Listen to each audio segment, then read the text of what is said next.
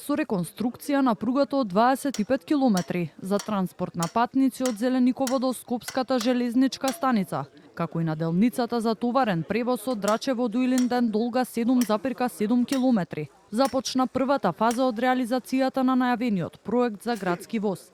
Според директорот на Железници инфраструктура Синиша Ивановски, од Зелениково до центарот на Скопје, преку 7 железнички станици ќе се патува 25 минути, додека од Драчево за 11 до 13 минути.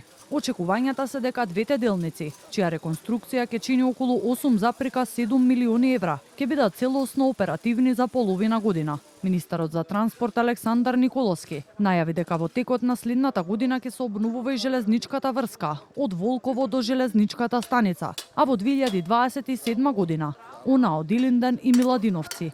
Според Николовски, проектот ќе воспостави поефикасен јавен превоз за жителите на околните населби и ќе го зголеми карго сообраќајот. Почнувајќи отпред незала 200 почеток на работи до максимум 6 месеци од сега да веќе ние бидеме целосно завршени со градичните работи, потоа ќе дојде период на испитување на самата траса и верувам дека некаде во мај, во јуни градскиот воз ќе биде целосно во функција.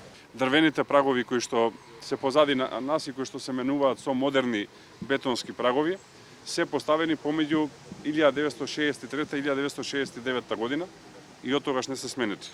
Можете да замислите во каква состојба ја наследивме државата, штом од 63 до 69 година се работело, потоа престанало и првпат работиме дури во 2024-2025 година. Новиот градоначалник на Скопје Ѓоргиевски кажа дека градскиот воз ќе биде синхронизиран со возниот ред на ЈСП. Најави и дека од денеска на скопските улици се враќаат 60 на приватни автобуси, а во ребалансот на буџетот кажа дека влегува и БРТ системот, проект кој беше најавуван уште од 2021 година. Ние треба да понудиме комбинација од неколку алтернативи кои што ќе помогнат на граѓаните да ги користат истите за да стигнуваат од точка А до точка Б.